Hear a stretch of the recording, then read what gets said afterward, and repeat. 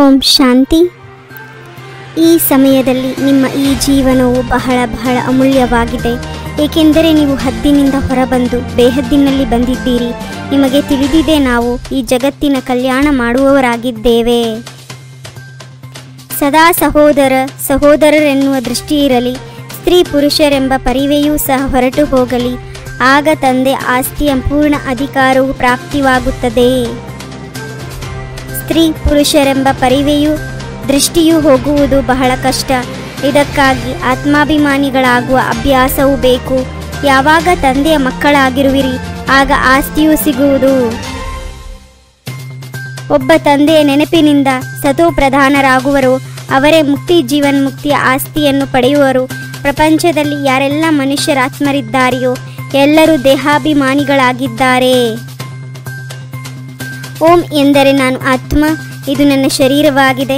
ಕೃಷ್ಣನಿಗಿರುವಷ್ಟು ಮಹಿಮೆಯು ಲಕ್ಷ್ಮೀನಾರಾಯಣರಿಗಿಲ್ಲ. ಏಕೆಂದರೆ ಕೃಷ್ಣನು ಪವಿತ್ರ ಚಿಕ್ಕ ಮಗುವಾಗಿದ್ದಾನು. ಈಗ ನಿಮಗೆ ತಂದೆಯು ರಚಯಿತ ಮತ್ತು ರಚನೆಯ ಆದಿ ಮಧ್ಯ ಅಂತ್ಯದ ಸ್ಮೃತಿಯನ್ನು ತರಿಸುತ್ತಾರೆ. ಏಕೆಂದರೆ ಇವರು ಗುರುವೂ ಆಗಿದ್ದಾರೆ, ಶಿಕ್ಷಕ ಸದ್ಗುರುವೂ ಆಗಿದ್ದಾರೆ. ತಮ್ಮನ್ನು ಆತ್ಮವೆಂದು ತಿಳಿದು ತಂದೆಯನ್ನು ನೆನಪು ಮಾಡಿ. ಆಗ ನೀವು ಪಾವನರಾಗುತ್ತೀರಿ. ಆಸ್ತಿಯು ಮಕ್ಕಳಿಗೆ ಸಿಗುತ್ತದೆ, ತಂದೆಗೆ ಸಿಗುವುದಿಲ್ಲ. ಆತ್ಮದ ರೂಪದಲ್ಲಿ ಎಲ್ಲರೂ ಮಕ್ಕಳಾಗಿದ್ದೀರಿ. ನೀವು ಆತ್ಮಾಭಿಮಾನಿಗಳಾಗಬೇಕು. ಅಮೃತವೆಂದು ಜ್ಞಾನಕ್ಕೆ ಹೇಳಲಾಗುತ್ತದೆ. ಜ್ಞಾನಾಮೃತವು ಮುಖದಿಂದಲೇ ಬರುತ್ತದೆ. ಇದರಲ್ಲಿ ನೀರಿನ ಮಾತಿಲ್ಲ. ತಂದೆಯ ಶ್ರೀಮತದಂತೆ ನಡೆಯಬೇಕು, ಪವಿತ್ರರಾಗಬೇಕಾಗಿದೆ. ಇದು ಈ ವಿಕಾರಿ ಮೃತ್ಯುಲೋಕದ ಅಂತಿಮ ಜನ್ಮವಾಗಿದೆ. ಅಮರಲೋಕದಲ್ಲಿ ಯಾವುದೇ ವಿಕಾರವಿರುವುದಿಲ್ಲ. ನೀವು ಭಾರತವಾಸಿಗಳೇ ಪೂಜ್ಯರಿಂದ ಪೂಜಾರಿಗಳಾಗುತ್ತೀರಿ. ಮುಖ್ಯವಾಗಿ 4 ಧರ್ಮಶಾಸ್ತ್ರಗಳಿವೆ. ಒಂದು ದೇವತಾ ಧರ್ಮವಾಗಿದೆ. ಇದರಲ್ಲಿ ಬ್ರಾಹ್ಮಣ, ದೇವತಾ, ಕ್ಷತ್ರಿಯ 3 ಬಂದು ಬಿಡುತ್ತದೆ. ತಂದೆಯು ಬ್ರಾಹ್ಮಣ ಧರ್ಮವನ್ನು ಸ್ಥಾಪನೆ ಮಾಡುತ್ತಾರೆ. ಬ್ರಾಹ್ಮಣರ ಶಿಕೆಯ ಸಂಗಮವಾಗಿದ್ದಾಗಿದೆ.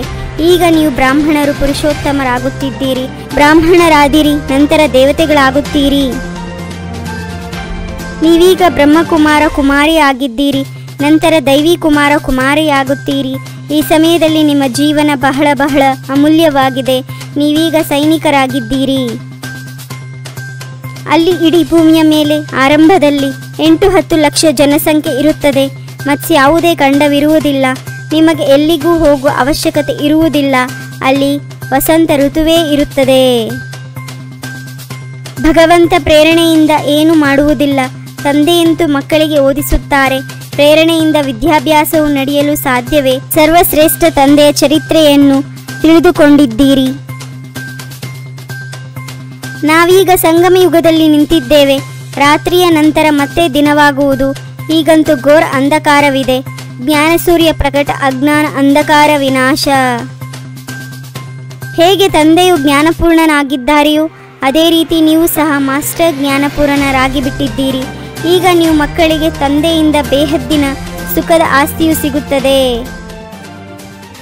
ಪಾವನರಾಗಬೇಕೆಂದರೆ ನಾವು ಆತ್ಮಗಳು ಸಹೋದರರಾಗಿದ್ದೇವೆ ಮತ್ತು ಬ್ರಾಹ್ಮಣ ತಂದೆಯು ಸಂತಾನರು ಸಹೋದರಿಯರಾಗಿದ್ದೇವೆ ಎಂಬ ದೃಷ್ಟಿಯನ್ನು ಪಕ್ಕಾ ಮಾಡಿಕೊಳ್ಳಬೇಕಾಗಿದೆ. ಮಾಸ್ಟರ್ ಜ್ಞಾನಪೂರ್ಣರಾಗಿ ಎಲ್ಲರಿಗೆ ರಚಯಿತ ಮತ್ತು ರಚನೆಯ ಜ್ಞಾನವನ್ನು ತಿಳಿಸಿ ಘೋರ ಅಂಧಕಾರದಿಂದ ಹೊರತೆಗೆಯಬೇಕಾಗಿದೆ. ನರಕವಾಸಿ ಮನುಷ್ಯರ ಆತ್ಮಿಕ ಸೇವೆ ಮಾಡಿ ಸ್ವರ್ಗವಾಸಿಗಳನ್ನಾಗಿ ಮಾಡಬೇಕಾಗಿದೆ. ಮಾಸ್ಟರ್ ಜ್ಞಾನಸಾಗರರಾಗಿ ಜ್ಞಾನದ ಆಳದಲ್ಲಿ ಹೋಗುವಂತಹ ಅನುಭವ ರೂಪಿ ರತ್ನಗಳಿಂದ ಸಂಪನ್ನ ಭವ. ಅನುಭವಿಸದ ಅವಿನಾಶಿ ಮತ್ತು ನಿರ್ವಿಘ್ನರಾಗಿರುತ್ತೀರಿ. ಅನುಭವಿಯ ಮುಂದೆ ಮಾಯಿ ಯಾವುದೇ ಪ್ರಯತ್ನ ಸಫಲವಾಗುವುದಿಲ್ಲ. ಅನುಭವಿ ಎಂದು ಮೋಸ ಹೋಗುವುದಿಲ್ಲ. ಆದ್ದರಿಂದ ಅನುಭವಗಳನ್ನು ಹೆಚ್ಚಿಸಿಕೊಳ್ಳುತ್ತಾ ಪ್ರತಿ ಗುಣದ ಅನುಭವಿಯ ಮೂರ್ತಿಗಳಾಗಿ. ಯಾರು ದೇಹದ ಸೂಕ್ಷ್ಮ ಅಭಿಮಾನದ ಸಂಬಂಧದಿಂದಲೂ ನ್ಯಾರ ಆಗಿರುತ್ತಾರೆ, ಅವರೇ ಫರಿಸ್ತಾ ಆಗಿದ್ದಾರೆ. ಓಂ ಶಾಂತಿ.